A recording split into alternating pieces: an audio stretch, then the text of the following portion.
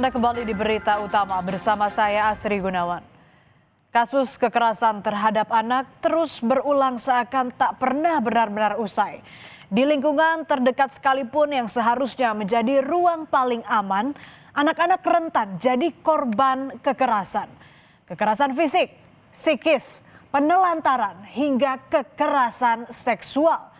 Mereka tak hanya menahan perihnya luka di tubuh, tetapi juga memikul beban trauma yang bisa menghantui seumur hidup.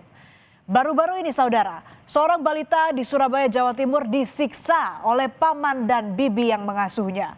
Hampir setiap hari, tubuh mungil sang balita menjadi sasaran pelampiasan emosi tak terkendali dari orang-orang yang seharusnya melindungi.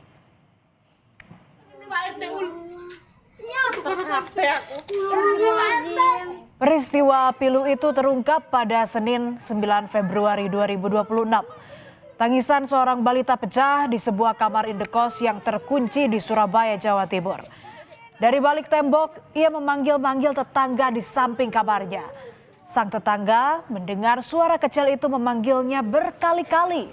Dari sinilah aksi keji paman dan bibi balita tersebut terbongkar.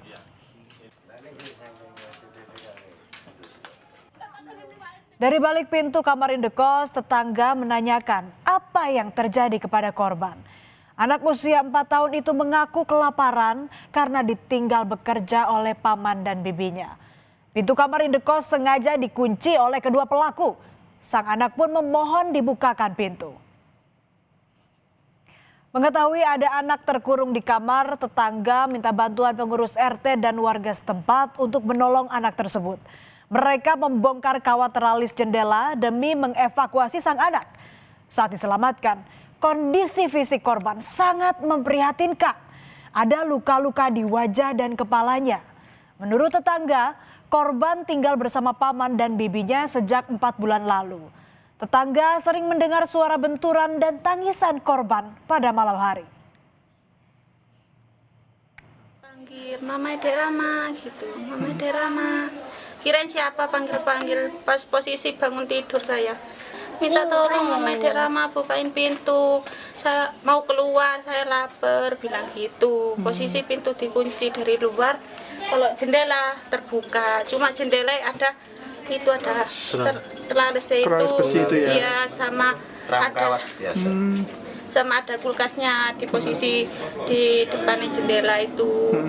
Terus saya minta tolong ke Mbak belakang. Itu baru pertama kali diketahui warga atau sebelumnya sudah pernah? Udah pernah diketahui warga, cuma dikasih peringatan.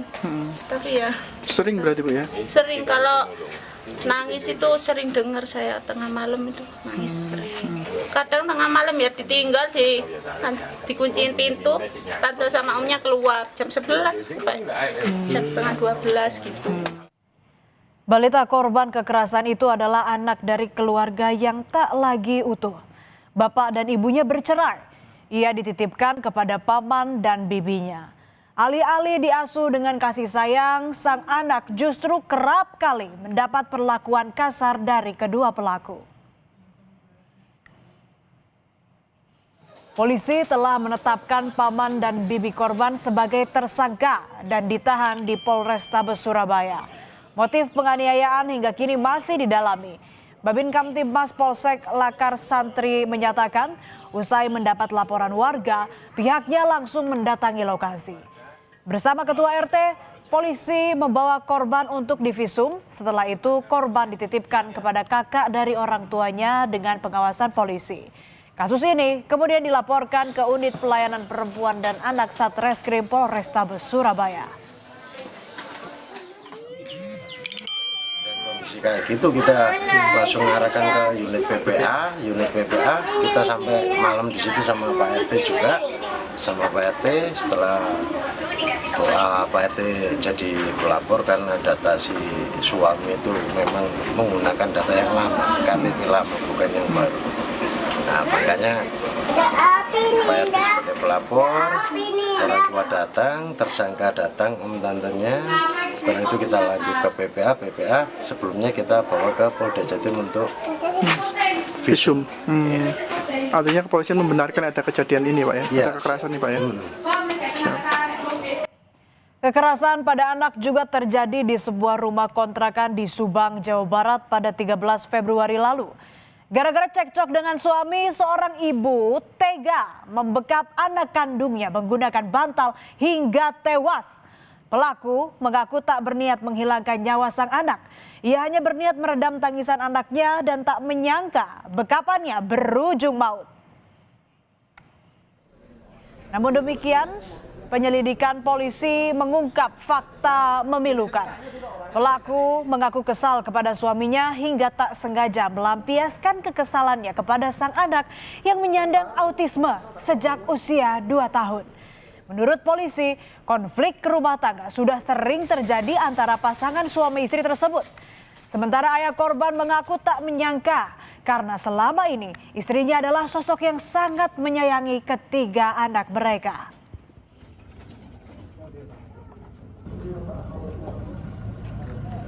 Harap jangan menjustis istri saya seperti apa. Yang jelas mah istri itu sayang sekali sama anak-anaknya, mendidik anaknya. Nggak tahu itu tanggal 13 itu nggak tahu seperti apa. Kejadian ini terungkap dengan cara yang tak biasa, yaitu pelaku menyerahkan diri ke polisi. Pelaku datang ke Polsek Subang sambil menangis dan mengakui telah membunuh anaknya secara tidak sengaja. Meski demikian, polisi masih mendalami motif ibu membekap anaknya dengan bantal hingga tewas. Usai pelaku menyerahkan diri, polisi melakukan olah TKP dan memeriksa jenazah korban. Dari hasil pemeriksaan, tidak ditemukan tanda-tanda bekas kekerasan di tubuh korban. Pelaku saat ini masih menjalani pemeriksaan di unit PPA Satreskrim Polres Subang.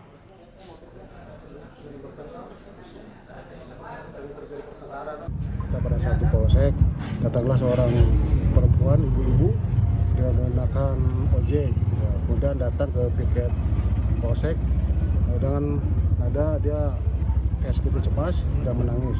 Dan kita tanyakan piket dan kebetulan saya juga ada di situ.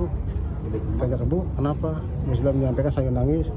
Pak, saya sudah membunuh anak saya. Setelah begitu kita tidak banyak bicara, langsung. Setiap anak seharusnya tumbuh dalam pelukan kasih sayang dan ruang aman. Namun kasus demi kasus kekerasan yang terus terjadi menunjukkan semakin sempitnya ruang aman bagi anak-anak di Indonesia. Berbagai kebijakan dan aturan perundang-undangan pun belum benar-benar mampu menekan praktik kekerasan pada anak. Kondisi ini menjadi alarm bagi seluruh pihak termasuk pemerintah untuk memberi perlindungan lebih serius kepada anak-anak.